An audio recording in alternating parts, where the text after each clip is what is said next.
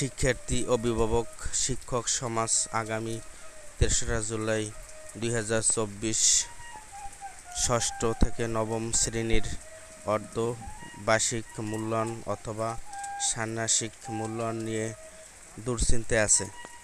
এই দুশ্চিন্তা কিছুটা দূর করার লক্ষ্যে আমার এই ভিডিওটি করা।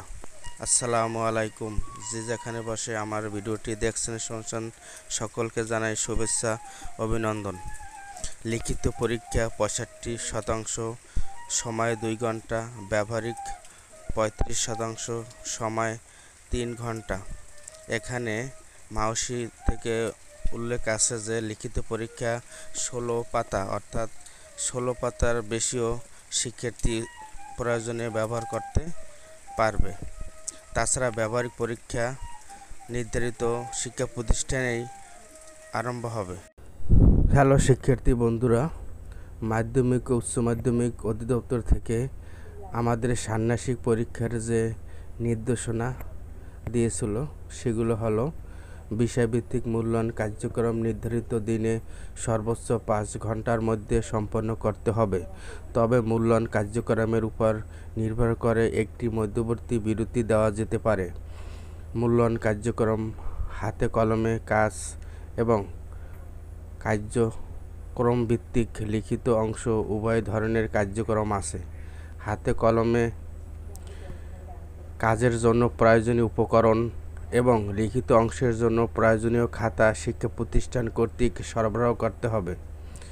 বিষয়ভিত্তিক মূল্যায়নের উপকরণের বৈচিত্র্য রয়েছে, যা বিস্তারিত মূল্যায়ন নির্দেশিকায় উল্লেখ করা থাকবে।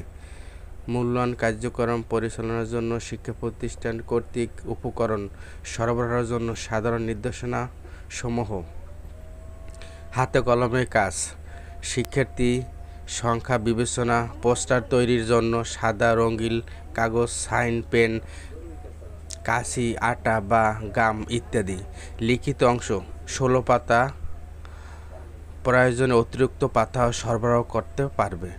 মূল্যায়নপত্র সরবরাহকৃত মূল্যায়নপত্র থেকে শিক্ষার্থীদের নির্দেশনা ও মূল্যায়ন প্রশ্নপত্র অংশটি ফটোকপি করে সকল শিক্ষার্থীদেরকে সরবরাহ করতে হবে।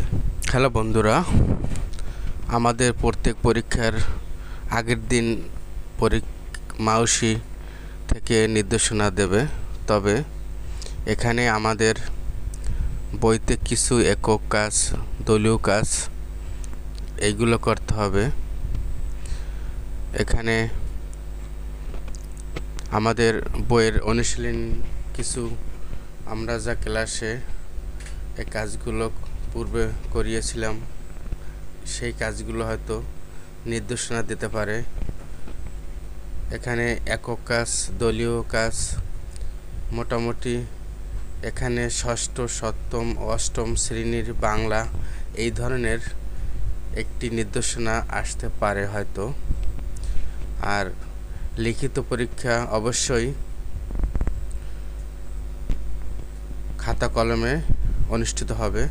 সেক্ষেত্রে বাসা থেকে আগেই নির্দেশনা দেওয়া হয়েছে যে বাসা থেকে কলম, পেন্সিল ছাড়া আর কোনো কিছুই আনতে হবে না, উপকরণ আনার প্রয়োজন নেই। এখানে শিক্ষণকালীন মূল্যায়ন আর সামষ্টিক মূল্যায়ন, এখানে শিক্ষণকালীন মূল্যায়ন 60% আর সামষ্টিক মূল্যায়ন 40%।